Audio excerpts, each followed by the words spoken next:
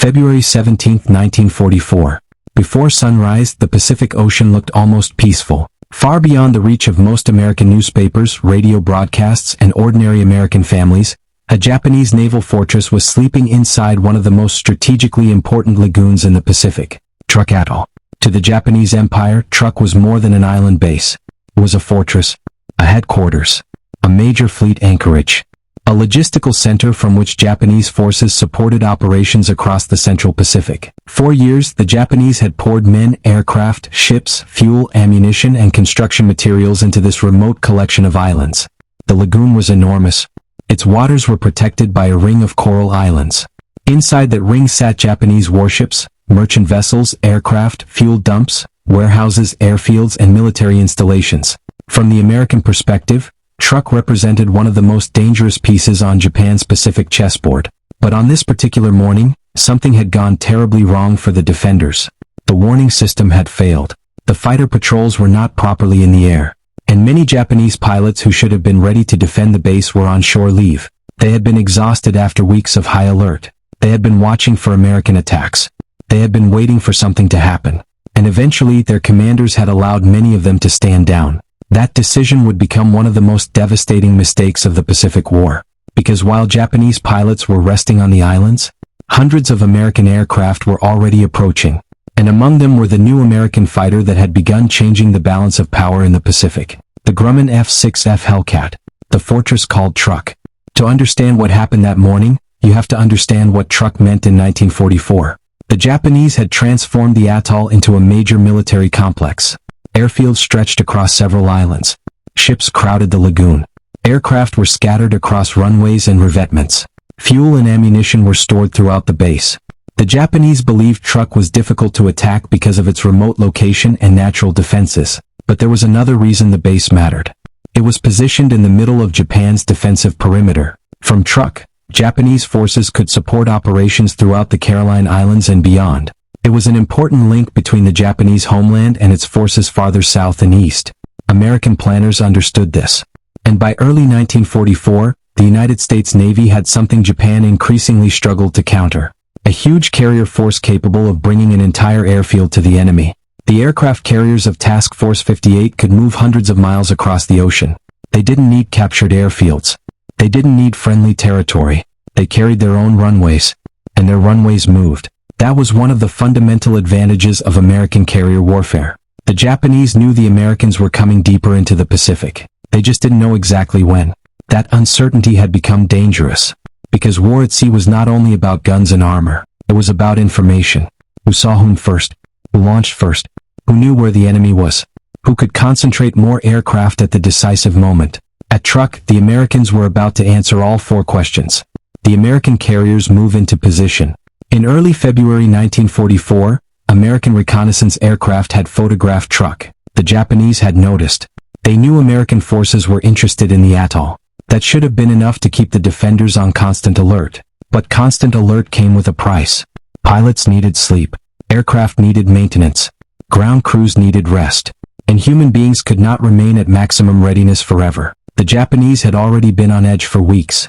Then came reports and expectations that suggested an immediate American attack might not be coming. The pressure eased. And eventually, many of the Japanese airmen were allowed to take shore leave. That decision was understandable from a human perspective. But militarily, it created a window. A tiny window. A window that American planners intended to exploit. Admiral Mark Mitcher's Task Force 58 approached Truk with a force that was almost unimaginable. Hundreds of aircraft. Multiple aircraft carriers. Fighter squadrons. Dive bombers, torpedo bombers, and crews trained specifically for large-scale carrier operations. The first American fighter sweep was scheduled before daylight. The objective was simple. Get the fighters over Truk before the Japanese could organize. Destroy or suppress the Japanese aircraft. Then allow the bombers and torpedo planes to attack the ships and facilities. The operation was known as Operation Hailstone. And it was about to begin. The Hellcats rise from the carriers. There is something terrifying about a carrier launch before dawn. There is no runway stretching toward the horizon. There is only the deck, the ocean, the darkness, and the machinery of war. One aircraft rolls forward. Its engine roars. The pilot pushes the throttle. The carrier races into the wind. And suddenly the aircraft is airborne. Behind it comes another. then another, then another. In the darkness of February 17, 1944, American carrier decks became assembly lines for destruction. The F6F Hellcat was one of the most important weapons aboard those carriers. It wasn't the smallest fighter. It wasn't designed to look elegant. It was built for combat. Armor, heavy machine guns, a powerful engine, excellent high-altitude performance, and the ability to absorb punishment that could destroy lighter aircraft. The Hellcat had been designed specifically to give American pilots a fighter capable of defeating the Japanese Zero. And by 1944, the Zero no longer enjoyed the uncontested advantage it had possessed during the early years of the war. The Americans had learned. The pilots had learned. The aircraft had evolved. And the American industrial system was producing fighters on a scale Japan could not match. But technology alone wasn't enough. Training mattered. Logistics mattered. Organization mattered. And at Truk, surprise mattered most of all. The Japanese do not see them coming. The first American fighters approached before dawn. The Japanese radar network should have helped provide warning. But Truk's radar coverage had serious weaknesses. The equipment could not reliably detect low-flying aircraft. Communications were poor. And without effective warning, the Japanese defenders had almost no time to prepare. Imagine standing on an island in the middle of the Pacific. You know a war is raging. You know American forces are moving west. You know your base is important. But the morning is quiet. The sky is dark. The airfields are still. And then someone looks upward. Perhaps at first there is nothing. Then a sound. Distant. Growing. Hundreds of engines. The sound spreads across the lagoon. And suddenly the sky is no longer empty. It is filled with American aircraft. The Japanese pilots who were available began scrambling. But scrambling after the enemy has already arrived is not the same thing as intercepting the enemy. It is desperation. Some pilots had barely enough time to reach their aircraft. Others were caught on the ground. Many Japanese planes were still parked. Some were damaged or otherwise not operational. And the Americans had arrived in overwhelming numbers. More than 500 operational American aircraft were available for the operation. The Japanese had more than 300 aircraft physically present at Truk, but only roughly half were operational. The imbalance was enormous. The first Hellcats over the airfields. The American fighter formations came in with a purpose. They were not simply looking for a dogfight. They were there to destroy the Japanese ability to fight back. The doctrine was straightforward. Keep the Hellcats high. Concentrate them. Destroy enemy fighters. Then attack the airfields. Don't waste time. Don't circle endlessly. Don't give the enemy an opportunity to organize. That doctrine was about to be demonstrated over Truk. The first Hellcats swept across the Japanese airfields. Below them sat aircraft that had never expected to face hundreds of American fighters at once. Zeros. Bombers. Reconnaissance aircraft. Other Japanese aircraft. Some were ready. Many were not. The Japanese response was fragmented. Individual aircraft attempted to get airborne. Small groups tried to form. Some pilots attacked immediately, but there was no coherent defensive screen comparable to what the Americans had brought. The sky above Truk became a battlefield. American Hellcats dove toward Japanese aircraft. Japanese fighters attempted to climb. Anti-aircraft guns opened fire. Smoke began rising from the airfields. And the Japanese suddenly discovered that the American carrier force wasn't simply conducting another raid. It had come to dismantle the fortress. Zero against Hellcat. For Americans watching the Pacific War from newspapers and newsreels, the Japanese Zero had become almost legendary. In the early years of the war, Japanese pilots flying the Zero had demonstrated remarkable skill. The aircraft was lightweight, highly maneuverable. It had excellent range. Experienced Japanese pilots could turn it into a deadly weapon. But the war had changed. By 1944, American pilots had learned how to fight the Zero, and the Hellcat gave them a powerful platform. The Hellcat was faster. It carried heavy armament. It offered better protection. And American pilots were increasingly trained using realistic combat lessons learned from earlier battles. The Japanese were fighting a different war. Their veteran pilots were disappearing. Replacing experienced combat aviators was becoming increasingly difficult. Fuel shortages restricted training. Aircraft shortages mattered. And every experienced Japanese pilot lost was difficult to replace. American pilots, meanwhile, were being produced through a massive training system. New pilots entered combat with more structured preparation. They had better access to fuel, more aircraft, more ammunition, more training opportunities. And behind them stood an industrial system capable of producing thousands of aircraft. The contest was becoming increasingly unequal. At Truk, the consequences became visible almost immediately. The sky turns into a trap. The Japanese pilots who managed to get airborne were now facing another problem. There were too many Americans. Even a highly skilled pilot needs space, time, altitude, a clear view, a chance to choose when and where to fight. At Truk, Japanese pilots were being forced into combat before they could organize. Some were attacked while climbing. Others were attacked while attempting to reach altitude. Others never got airborne. American Hellcats swept across the sky in formation. Behind them came additional American aircraft. The Japanese were being attacked from multiple directions. And every moment made the situation worse. Once the American fighters controlled the airspace, the rest of the strike force could operate with far greater freedom.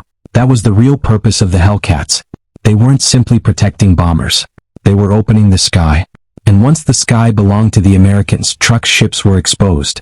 Alex Vrashu enters the fight. Among the American pilots flying over Truk was Lieutenant Alex Vrashu. He was already an experienced fighter pilot. His career had been shaped by one of the Navy's most famous aviators, Edward Butch O'Hare. Vrashu had learned the importance of discipline, position, situational awareness, and never assuming the enemy was finished simply because the first attack looked successful. That lesson would matter at Truk. As Vrashu and his wingmen moved toward Moan Island, he noticed Japanese aircraft. The fighter sweep was already working, but Vrashu knew better than to become careless. Clouds and terrain could hide enemy fighters. A pilot who became focused entirely on the target ahead could easily be attacked from behind. And that was almost exactly what happened. Vrashu spotted a Japanese Zero diving toward him. Gunfire flashed. The Zero attempted to attack. Vrashu reacted immediately. He maneuvered. He brought his guns onto the Japanese fighter, and the Zero was forced away. But then Vrashu noticed something else. More Japanese aircraft. The fight was not over.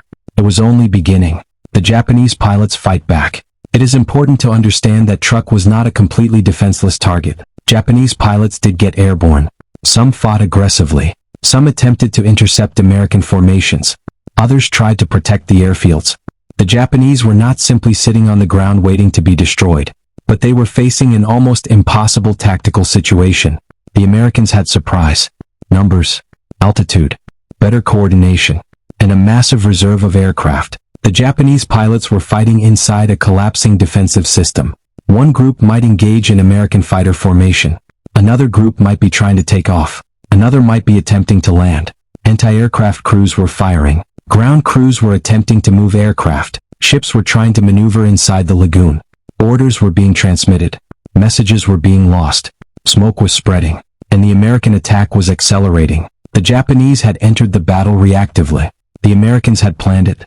That difference is difficult to measure in a statistic. But in combat it can mean everything. The airfields become killing zones.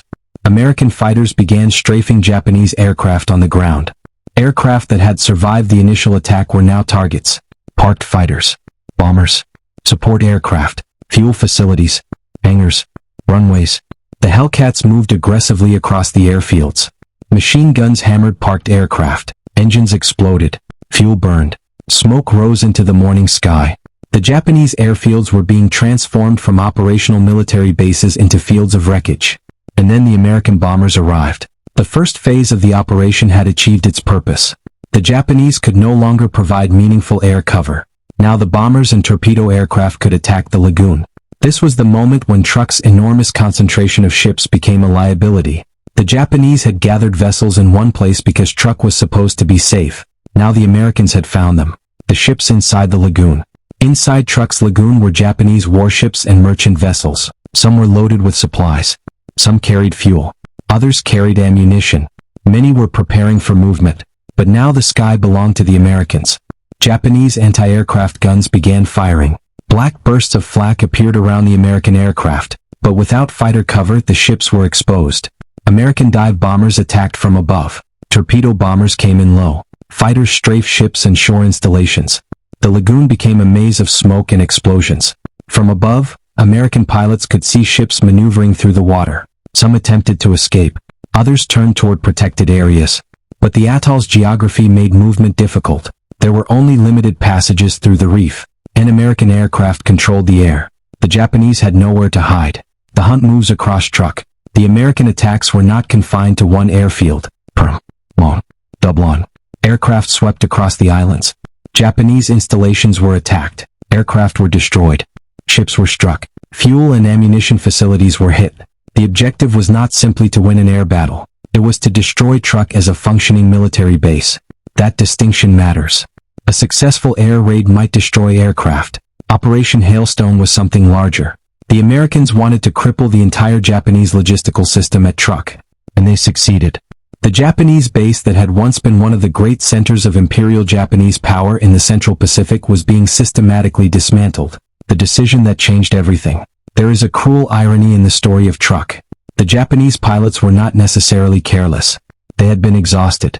They had spent weeks watching for an American attack. Their commanders had to make decisions about readiness.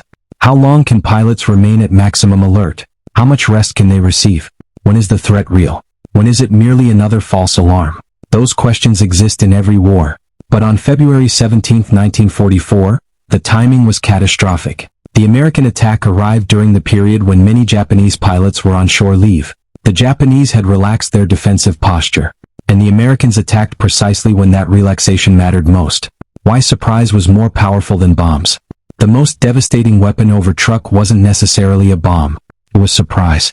Imagine having 300 aircraft available. Now imagine that only about half are operational. Then imagine that the enemy arrives with more than 500 operational aircraft. Now imagine that enemy begins attacking before your fighters are organized. Your numbers suddenly mean very little. A fighter sitting on the ground cannot defend the sky. A bomber without fuel cannot take off. A pilot who doesn't know where the enemy is cannot intercept him. A ship without air cover becomes vulnerable. And a commander who receives information too late cannot change the situation quickly enough. That was what happened at Truk. The American attack created a cascading failure. The radar system failed to provide adequate warning. The air patrol was absent. The pilots were dispersed. The aircraft were caught on the ground. Then the fighter defense collapsed. Once that happened, the ships were exposed. And once the ships were attacked, the entire base began to collapse. The Hellcats keep coming. For the Japanese defenders, perhaps the most terrifying part was the scale. This wasn't one squadron. It wasn't a handful of American fighters. The sky kept filling. More Hellcats arrived. More formations followed. American aircraft could return to their carriers, refuel, rearm, and launch again. That was another enormous American advantage. The carriers were floating airfields, and there were multiple carriers operating together. The Americans could sustain pressure. The Japanese could not. Every Japanese aircraft lost represented a piece of the defensive system.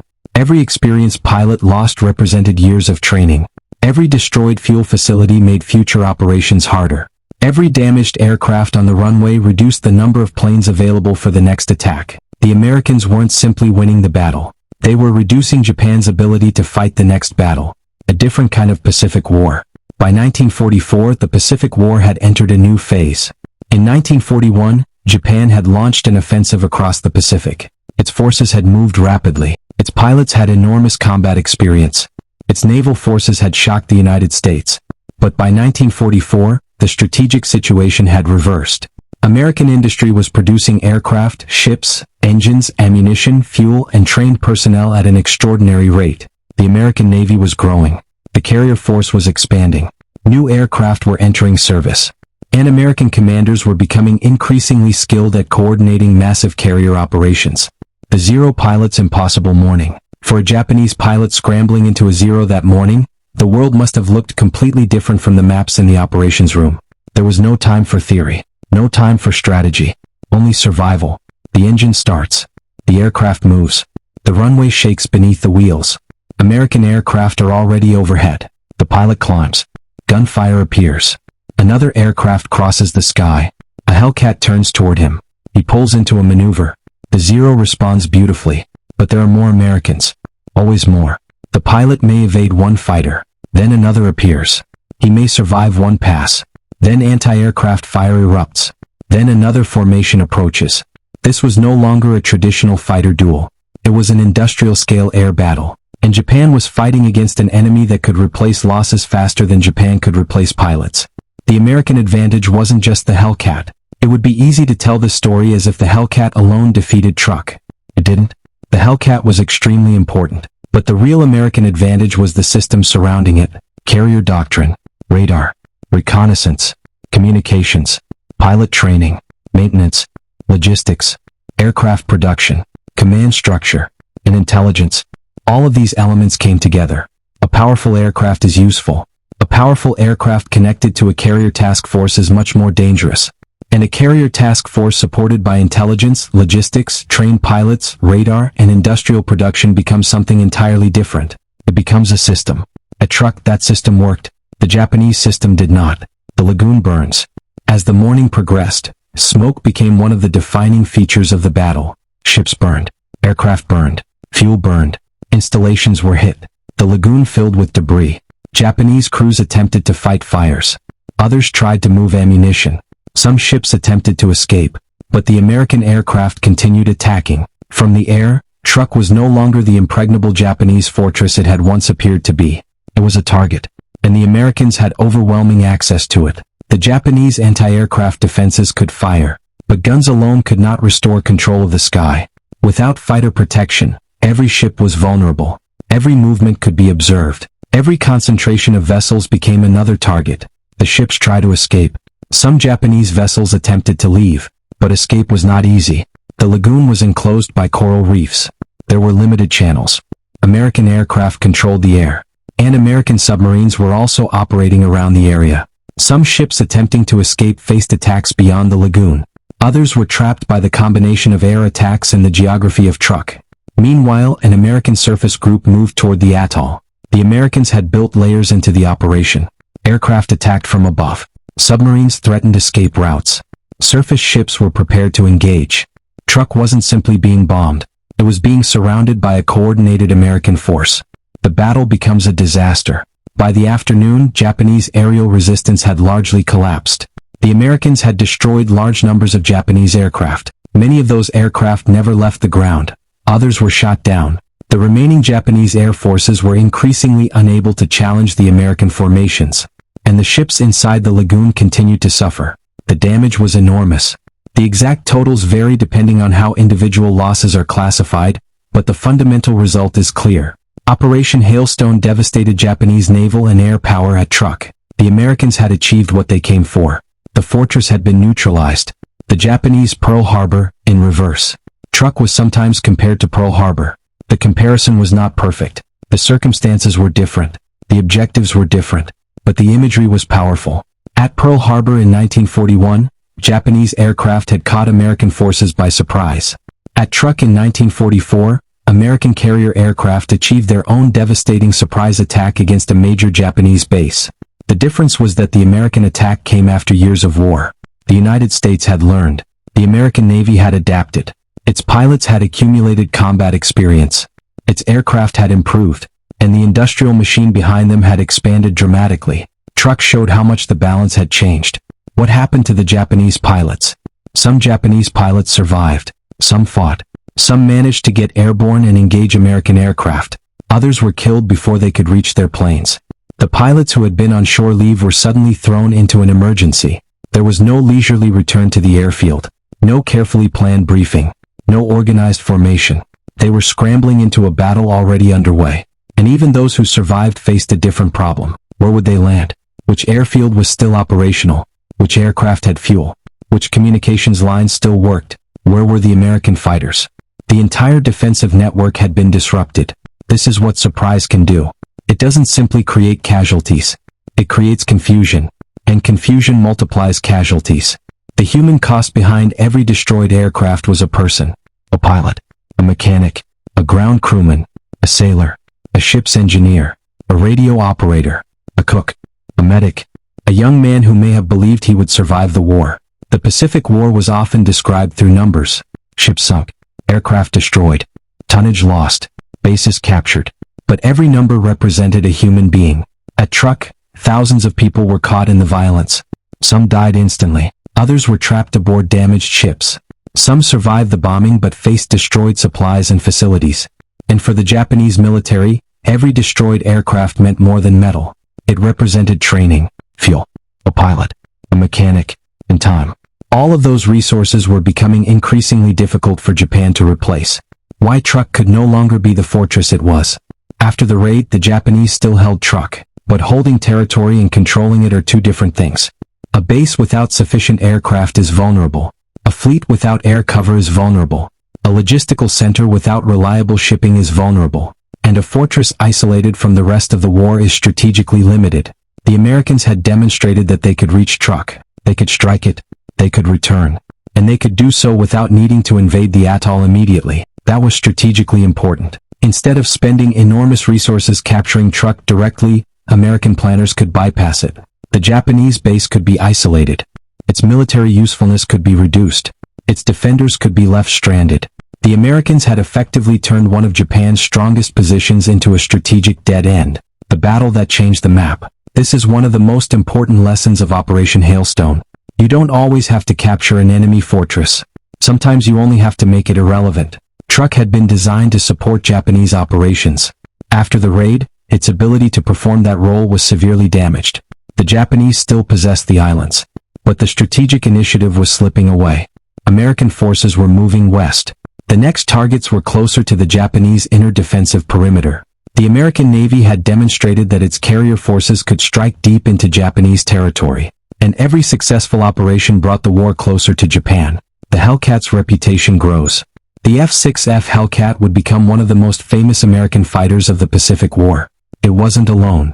The Corsair was also a formidable fighter. The Wildcat had played a crucial role earlier in the war. But the Hellcat arrived at precisely the moment when the United States needed a fighter capable of dominating the Pacific skies. It became a symbol of the changing air war. Japanese pilots who had once enjoyed an advantage now increasingly found themselves fighting American fighters that were faster, better protected, heavily armed, and supported by a much larger system. At Truk, the Hellcat was not simply an airplane. It was the visible edge of American naval power. The American pilot looking down. Imagine the view from a Hellcat cockpit. Below, a turquoise lagoon, coral islands, palm trees, runways, buildings, ships, smoke, explosions, and aircraft everywhere. The pilot looks toward the horizon. More American aircraft are coming. The radio is filled with voices, orders, warnings, target information. The aircraft dives. The engine screams. The guns fire. The pilot pulls up. Below, another Japanese aircraft burns. And somewhere behind him, another Hellcat is already making its attack. This is what industrial warfare looked like in the Pacific. One pilot, one aircraft, inside a machine much larger than either. The Japanese pilot looking up. Now imagine the other side. A Japanese pilot looks upward. He sees aircraft. Not one, not 10. A formation. Then another. The sky is filled. He knows immediately that something has gone terribly wrong. He tries to climb. The engine responds. The aircraft shakes. Gunfire flashes. A Hellcat approaches. He turns. The zero rolls. For a moment, the maneuver works. Then another American fighter appears. And another. The pilot is no longer fighting one opponent. He is fighting an entire system. That was the tragedy of Truk. Individual bravery could not compensate for strategic surprise and overwhelming material superiority. The forgotten detail. The most haunting detail of this battle is not the number of ships destroyed. It is the timing. The Americans arrived when the Japanese were least prepared. The Japanese had received warnings. They had reason to believe an attack was possible. But they had also been on alert for a long time. Eventually, fatigue won. The pilots were allowed to rest. The patrols were reduced. And the Americans moved in. History is often decided by enormous forces. But sometimes the turning point comes down to something remarkably small. A commander deciding his men need rest. A radar operator missing a contact. A telephone line failing. A patrol aircraft not being in the sky. A fighter sitting on a runway instead of climbing into the air. At Truk, those small failures became one enormous disaster. Why the Americans didn't need to invade one of the most impressive aspects of the operation was what came afterward. The United States did not need to storm the beaches of Truk immediately. The Americans could move on. That was the power of bypass strategy. Japan could retain islands that no longer mattered. The United States could isolate them and continue advancing.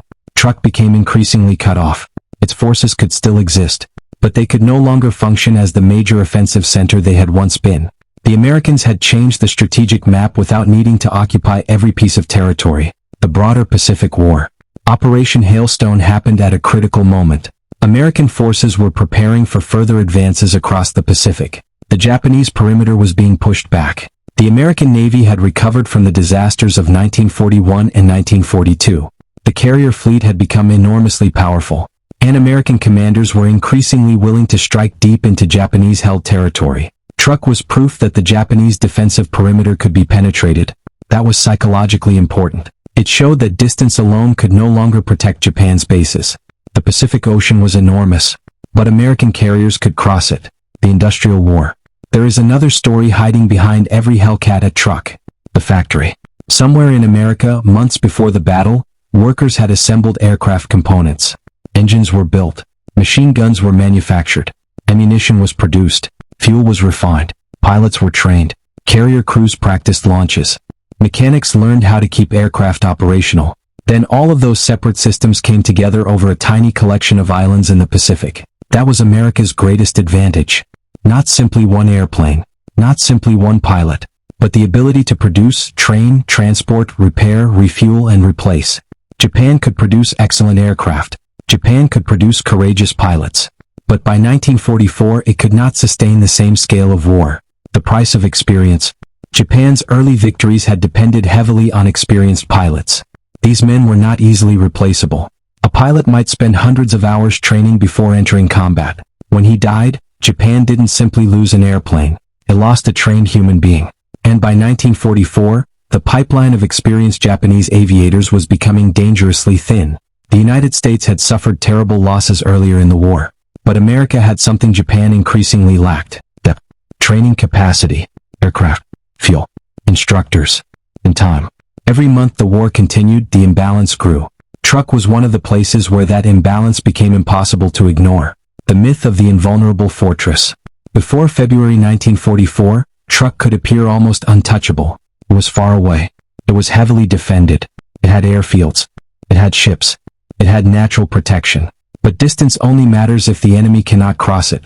By 1944, the United States had solved that problem. Aircraft carriers had transformed the Pacific into a battlefield where fixed geography mattered less. A Japanese island could be hundreds of miles from the nearest American land base and still be attacked. That changed everything. The Pacific was no longer a series of isolated islands. It was becoming a connected battle space. And the American carriers could reach deep into it. The morning that never recovered. For Truk, the morning of February 17th began with darkness. It ended with smoke. The Japanese had entered the day believing their base could defend itself. By the afternoon, much of their air power had been destroyed or neutralized. Their ships had suffered devastating losses. Their facilities had been heavily damaged. Their defensive system had been exposed. And the Americans had demonstrated that they could strike again. The Japanese pilots who had been on shore leave had missed the first critical moments. Those moments were enough. Because in air warfare, the first few minutes can decide the entire battle. The lesson of the Hellcats. The Hellcat did not win because it was magical. It won because it was part of something larger. A pilot. A squadron. A carrier. A task force. A radar network. A logistical chain. A training system. An industrial economy. All of those pieces mattered. At Truk they came together perfectly. The Japanese had fighters. But many were on the ground. They had pilots. But many were resting. They had radar. But it failed to provide adequate warning. They had anti-aircraft guns. But the Americans controlled the air. They had ships. But those ships were trapped inside a lagoon beneath enemy aircraft. The battle was decided before many Japanese pilots even reached their cockpits. The sky filled with Hellcats. That is what makes the title of this story so powerful. The Japanese pilots were on shore leave. And then the sky filled with Hellcats. Not one. Not a handful. Wave after wave. American carrier fighters appearing over an important Japanese fortress before the defenders could organize. The pilots who managed to reach their aircraft were thrown immediately into a battle they had not prepared for. The ones who remained on the ground watched the destruction unfold around them. And beneath the fighters came bombers. Then torpedo aircraft. Then more fighters. The sky became American. The lagoon became a target. And Truk became a symbol of the changing war. The beginning of the end for the Japanese perimeter. Truk did not mark the end of Japan's resistance. Far from it. The Japanese would continue fighting with enormous determination. There would be more battles, more aircraft, more ships, more islands, and eventually even more devastating forms of warfare. But the direction of the Pacific War was increasingly clear. America had seized the initiative. The Japanese perimeter was being broken, and bases once thought to be safe could now be attacked at will. Truk demonstrated that the American carrier force had become one of the most powerful weapons on Earth. What the Japanese could have done. It is tempting to ask what might have happened if the Japanese pilots had remained on alert. Perhaps the first American formations would have encountered stronger resistance. Perhaps more Hellcats would have been shot down. Perhaps some American bombers would have been forced away. Perhaps Japanese aircraft would have inflicted heavier losses. But there was a deeper problem. Even if Truk had mounted a stronger defense, the fundamental imbalance would have remained. America possessed more carriers, more aircraft, more pilots, more fuel, more industrial capacity, more replacement aircraft, and more ability to sustain long-range operations. The Japanese could have made Operation Hailstone more expensive, but preventing the American advance would have required something much larger. And by 1944, Japan no longer possessed the resources to guarantee that. The quiet after the attack. Eventually the engines disappeared. The shooting slowed. The American aircraft returned toward their carriers. The lagoon remained, but it had changed. Smoke hung over the islands. Ships were damaged or sunk. Aircraft lay destroyed across the airfields. Buildings had been hit. The Japanese defenders were exhausted, and the once feared fortress had been exposed. For the people still alive on Truk, the silence afterward must have been almost unnatural. After hours of engines, guns, explosions, and alarms, there was suddenly space to understand what had happened. The Japanese had survived, but their fortress had not. The strategic victory. Operation Hailstone was not simply a tactical victory. It was a strategic victory. The Americans had neutralized a major Japanese base without needing to capture it. They had destroyed aircraft. They had sunk or damaged ships. They had disrupted facilities. They had demonstrated the reach of their carrier forces. And they had reduced Truk's value as an operational hub that allowed American forces to continue moving west. The war did not stop. The map kept changing. But Truk would never again play the role it had played before February 1944. The men who flew into Truk. For the American pilots, the raid became another chapter in a war that was becoming increasingly large. Some would survive for months. Some would die in later battles. Some would become famous. Others would disappear from history. For the Japanese pilots, the morning represented something different. Many were already veterans. Others were young men still learning. Some never reached the air. Some fought and survived. Some fought and died. Their stories were different, but all of them were caught in the same moment. A moment created by thousands of decisions made before dawn. The real weapon was preparation. The most important lesson of Truk is not that the Hellcat was superior to the Zero. The deeper lesson is preparation. The Americans had spent years learning how to conduct carrier warfare. They had studied Japanese tactics. They had improved aircraft. They had improved radar. They had developed fighter doctrine. They had built enormous carrier forces. They had trained pilots. And when the opportunity came, they attacked decisively. The Japanese had been caught in a moment of weakness. The Americans had been ready to exploit it. That is how battles become turning points. The forgotten battlefield. Today, Truk Lagoon is known as Truk Lagoon. The waters are beautiful, clear, tropical, peaceful. Tourists can see coral reefs. Divers can explore wrecks. But beneath those waters are the remains of the battle. Ships that once carried Japanese supplies. Aircraft that once defended the islands. Machines frozen beneath the Pacific. The lagoon has become an underwater memorial to a war that once consumed the entire region. The contrast is difficult to ignore. A place that was once filled with aircraft engines and explosions is now quiet. Fish swim around rusting wreckage. Coral grows over steel. The ocean has slowly erased the evidence. But history remains. The morning the balance shifted. The story of Truk is ultimately the story of a balance shifting. In 1941, Japan had possessed the initiative. By 1944, the United States was bringing overwhelming force to the Japanese defensive perimeter. The Hellcats over Truk represented that change. They were fast, heavily armed, well protected, and backed by an enormous system of American power. The Japanese pilots had courage. But courage could not restore surprise. It could not create aircraft that had already been destroyed. It could not replace fuel. It could not rebuild a broken radar network in minutes. And it could not stop hundreds of American aircraft from arriving overhead. The final image. Picture Truk just before sunrise. The lagoon is calm. Japanese ships sit quietly inside the reef. Aircraft are parked across the airfields. Some Japanese pilots are sleeping. Others are enjoying their shore leave.